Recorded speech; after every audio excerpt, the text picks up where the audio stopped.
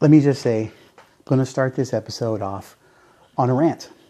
Okay, I've got a couple of challenges that I'm going to put to you.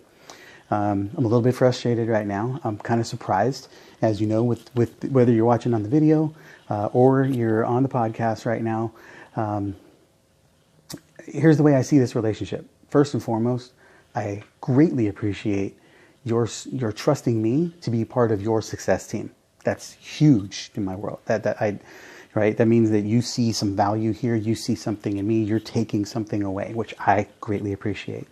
Okay, but this is a two-way relationship. Okay, I see value in this. Right, this is important to me. Right, I take this responsibility very seriously. So I'm part of your success team. That means that I'm a mentor. I'm a leader. I'm a guide. I'm here to help uplift you, up-level you, and help you play a better game. Okay, and what's inspired this particular message today is I've been talking to people, and people come with sales questions, strategy questions, and I'm like, hey, what's going on? So a standard response for me is, two things I ask frequently. One is, who were you being in the conversation that could have led to this outcome? And the other is, what are you seeing or hearing in your calls? How are you evaluating your calls? What are you hearing? What are you coming up with when you assess your calls? And I've been dumbfounded at the level of response that I'm getting when I'm asking this question from people of late. I'm getting responses like, well, what do you mean evaluate? And what do you mean assess? And what do you mean review? Or it's, let me think. I can't remember last time I've done it.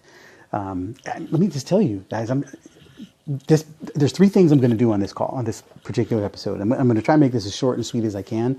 This will definitely be the shortest episode because I'm not going to go into a whole bunch of deep dialogue story. I'm going to hit three key points. One, I'm going to take you to task a little bit because this is a little troublesome for me. Two, I'm going to teach you a couple of quick lessons that you can take with you. And then three, I'm going to make you an offer because I'm going to share something with you, an offer that you would be well advised to take me up on. And I do not care what level of sales expert you are or call yourself, because I'm literally going to prescribe for you the medicine that I take on a daily basis. Okay, so there's nobody who's too good to take advantage of this. Right? So if you're listening or watching right now, I'm talking to you. Right? So here's the first thing. Again, taking you to task. If you're not reviewing your calls, if you're not assessing your calls in some level, and that could be in a multitude of ways, then A, you're irresponsible. You're not taking the responsibility necessary as a business owner to serve the clients that you're serving. And quite honestly, the way I would evaluate that is, you don't deserve the clients that you're not getting. Right? So sorry if I'm coming across harsh. I'm just a little frustrated here. Right? I'm trying to give you some tough love today. Right? You need to be engaged in that. And I don't have time, and I don't know how, and I don't have a process for it. None of those are an excuse. Okay? And let's put it this way: we'll give you grace and forgiveness from today. Okay? From today forward, no more excuses. No more I didn't know. No more I didn't know how. No more I didn't have time. Right? The time needs to be baked in. Right? So, like with our team, they go into our SalesNet hub that we've got. They record their calls, and then before they can go to the next transaction, they have to evaluate the call they just did. They have to assess it based on what they did in the moment, what their review, what their feel and feedback is from the conversation that they just had. Right? Every call, every single one. Right? Now, one of the ways that, some of the most popular ways that people review calls, obviously you can do a written review, which that's kind of what we do on that one. You can do ride-alongs, right? Remember the good old days, ride-alongs? Back in my alarm days, we used to do ride-alongs. We would go with them, sit with them on a call. I used to do that in mortgages, really popular in real estate and in the tech sales, right? Which is great, except think of this concept, right? I train my dog really, really, really, really well. She does not bark unless there is tangible, like somebody's in our yard or somebody doing something. She literally doesn't bark. And we have dogs in our neighborhood, and we work at home all the time, so we see them and hear them. And I have a dog who barks at everything all day long. One of the 2 streets over, but I hear it like he's right outside my window. And I've spoken to the neighbor about it, and like, well, he doesn't bark when I'm here. Like, like it's like when you take the car to the shop and the mechanic he'll get you to repeat the noise so they don't know how to fix it. Well, same thing. The dog's not going to bark because you're here. So of course he's going to be fine because you're here. He's anxious when you're not. Okay? Same thing happens when you go on a ride along. One of 2 things is going to happen. Either this person is going to crap their pants because they're going to be really uptight and they're not going to give the best performance, or they're going to give a perfect performance because you're there and because they're not. What the purpose of a ride along is to assess the salesperson, assess the rep to see how they're doing, right? They're always going to do better or as much as they can while you're there, okay? Here's the other problem. Like you can do Q&A calls, and we do all of these. Again, there's nothing wrong with any of these. Okay, these are all ways to assess and review. We do Q&A calls. And in those Q&A calls, we have, you ask a question. Here's the challenge I had. Here's what happened on the call. What do you think we could have done better? Okay, great. It's absolutely a quality way to go about it. And it's certainly better than not reviewing at all. Problem is, number 1, we misremember. Number 2, we have a term that I call nobility consciousness, right? Nobility consciousness is just simply our subconscious operating from the labels we give it, right? Here's a quick example. Like you could say, I didn't want to push them. They said they couldn't afford it. I didn't want to push them because I didn't want them to feel uncomfortable. They're already going through a tough time, right? Instead of saying I was just too weak to stand in the fire and ask a tough question. And again, there's no judgment. There's never any judgment. It's just feedback and evaluation. But here's the problem. When we tell our subconscious brain, when we say, oh, I didn't want to push them because I didn't want to make them feel bad, we just told our subconscious that there was no problem to solve because I'm being noble. Look at me. I'm being such a nice quality person and I'm loving this person. And your subconscious goes, yay, good for you. You did good. Let's do that again. Whereas if you flip that around and go, okay, how could I ask a more direct question without being confrontational or without being rude, right? But direct, right? So if you ask it, now your subconscious realizes, hey, there's something to improve here. There's something to address in a different setting. There's another way to approach this. And now your subconscious can go about finding it. But if you just go to your subconscious and say, hey, I'm noble, I'm regal, I'm awesome because I am such a giver, it checks out and it goes on to other things. Okay, you need to stop it, right? And that's a tough thing. So people misremember, they have nobility consciousness, so they actually don't diagnose correctly and effectively what happened in the conversation. So then when you're trying to assess and solve a problem that didn't actually occur, because their problem might be that they might be saying, yeah, I couldn't get them past I can't afford it. Yet that wasn't the real problem. The problem wasn't I couldn't afford it. The problem might have been that they didn't do a great enough job of leading the call. They didn't take leadership. They didn't ask powerful and deep enough questions. They didn't really get to the pain and the clarity of why this person needs to solve this problem in the first place. So it wasn't about I couldn't afford it. It was about you need to ask better questions and paint a better picture for them, right? So you could be solving a problem that didn't actually exist. Right, so that's the gig. Okay, there's a number of ways. Now, bottom line is, if you're doing any of these, you are improving. And I'm going to tell you right now, don't lie. Don't lie. It doesn't matter what you tell me. Don't lie to me. Please don't lie to yourself. If you're not evaluating, if you're not doing any of these, ride-alongs, follows, written evaluations, getting Q&As, right? Then you are absolutely leaving money on the table every day, and you're going without serving and impacting people that you're supposed to be. And the other part of this is that one other category here I want to put into this is blind trainings. And the reason I call them blind trainings is because 90% of sales trainings, probably more like 99, it's a vast majority of sales trainings, are not targeted to anything specific. Meaning, is there a specific problem you're having that we're addressing? That's the purpose of this call, right? Usually it's, hey, we're going to do a sales training, and it could be around anything, but it may not exactly be about what's going on, right? And we gather our trainings for our team, our internal trainings, based around the problems that our teams are experiencing, the trends that we're seeing in the feedback and the numbers and the metrics, right? And the same thing with the clients, based on the feedback we're getting in the coaching sessions, is what we cultivate, create the training calls for, okay?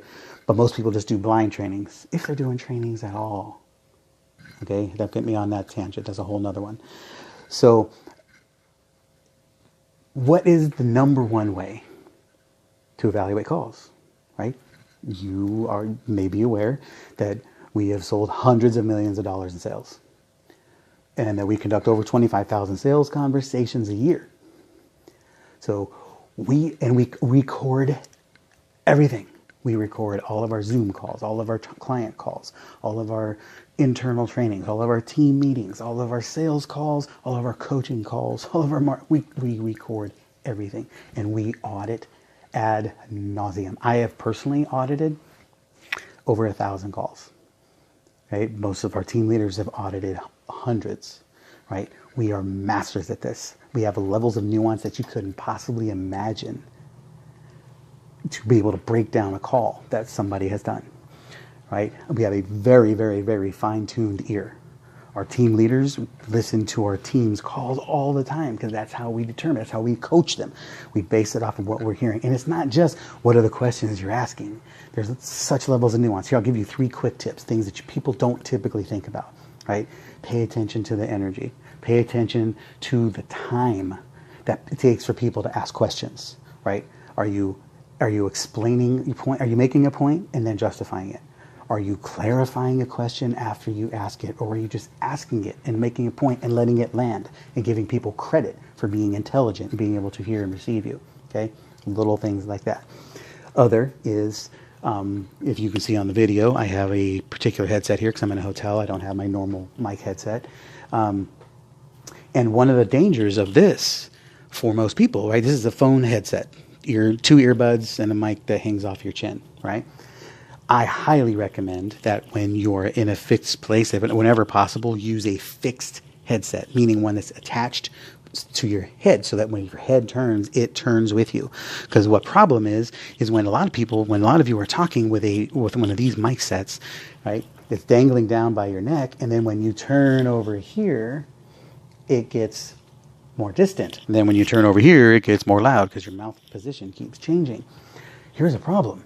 When people are listening to you on a call, that is breaking rapport, breaking connection. You could have somebody at a place where it's critical. They're trying to make a decision in their mind. They're trying to make a calculation.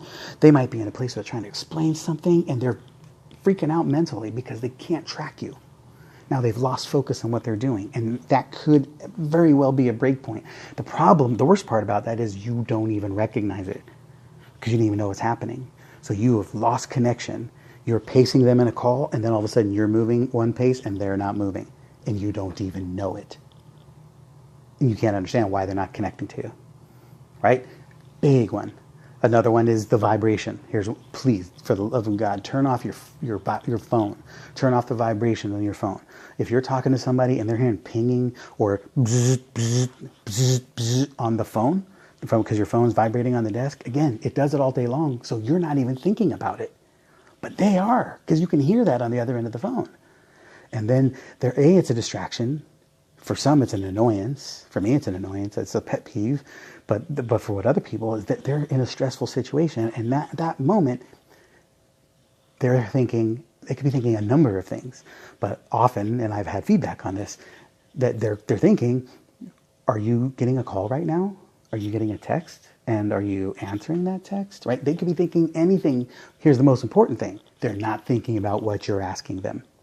And again, you're breaking rapport, breaking connection. You're not pacing them any longer. And the worst part is you don't realize it. So you have completely missed it. That's dangerous. Okay.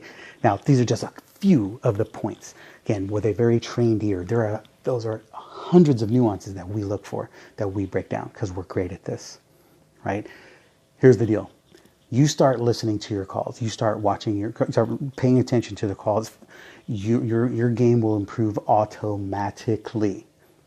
Okay? Automatically. So the first question I have is, are you recording your calls? Hey, that better be a resounding yes. And if it's not, that needs to change from this moment forward. Please stop leaving them blank. Always record your calls. Okay, and then start evaluating, put it on the calendar to start listening to them. Now, you may not have the trained ear, you might not even know what you're listening for, but I promise you, when you hear it, you're going to hear some things. You'll hear two things, I promise, on every single call you listen to. You'll hear good things and you'll hear bad things. And by good and bad, I simply just mean things you like and things you don't like. There is no perfect call, right? And I don't care how great the outcome is.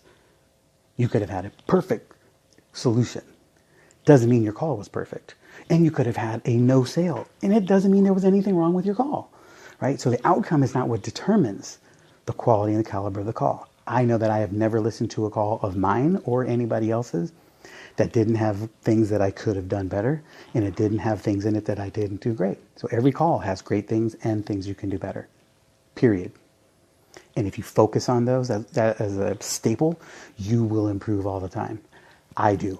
So does my team. We do this all the time. I listen to my podcast recordings. I listen to my coaching calls. I listen to my sales calls. I listen to my training calls. I'm always looking at how could I have done it better. Doesn't matter how good it was. I'm always looking at how could I have done it better, right? Think about this, the kind of changes that you can make, right? If you're selling a product that's $1,000, we're going to wrap this up, so pay attention. Please pay attention. If you're listening to this in a car while you're driving or at the gym, make a note. Go back as soon as you get to a place where you can, go back, take notes on this, because this is a game changer. This will change. Of anything that I have taught you, anything you've learned from me since you've been listening to me, I promise this one thing will move the needle the most in your calls. Okay? If you start auditing, if you're selling a product that's $1,000 and you start selling one more a month because of what you can pick up in a call audit, now you're talking about an extra $10,000 a year. That's $1,000 a month, right? $12,000. That's 10x. What if you're selling a $10,000 product and you sell one more a month? That's an extra 6 figures. 10x, right? So I told you 3 things in the beginning. I was going to take you to task a bit, which I have. I'm going to give you some key valuable points, which I have just done. And I'm going to make you an offer, which I'm doing right now. We have an offer that's called a 10x audit offer. 10x call audit, because we want to audit your call for you so that you can start getting 10x return on your investment. And again, I don't care what level of expertise you carry, you will have tangible improvement. If it's not you, if your sales team's doing calls, then get your sales team's calls in and send them to us. Here's the gig. If you're listening on the podcast, go to the show notes and in there click on the link that says 10x audit. Okay, 10x call audit. And if you're watching the video, click down below here in the link. Same thing, 10x call audit. And here's the offer. Okay, you submit a call to us. We will record it, or we will evaluate it. We will break it down frame by frame, tell you what you're doing right, what you're doing wrong. It's a simple evaluation process, and we use the 3M process. There's just 3 T's, 1, 2, or 3, making it, missing it, and mastering it, right? So either you're missing it in this category, which means you're not doing it, you're making it in this category, which means you're getting by, or you're mastering it in this category, which means rocking it. Now, how do we duplicate it so you can do it on purpose every time? Okay? We will evaluate it frame by frame, and then we will give you an audio recording of the breakdown of the highlights. So basically a recapture of what this is. So this will be a resource you can go back to again and again. $1,000. Okay?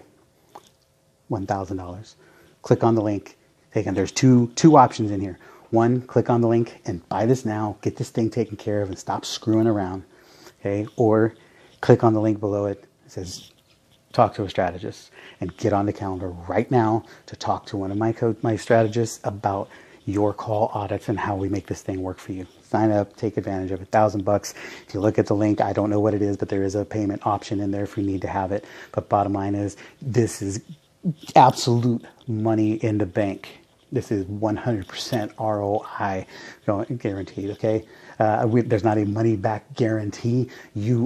I'm telling you that you will do this, right? Because we will make sure that you have this in place and that you're accountable for it, right?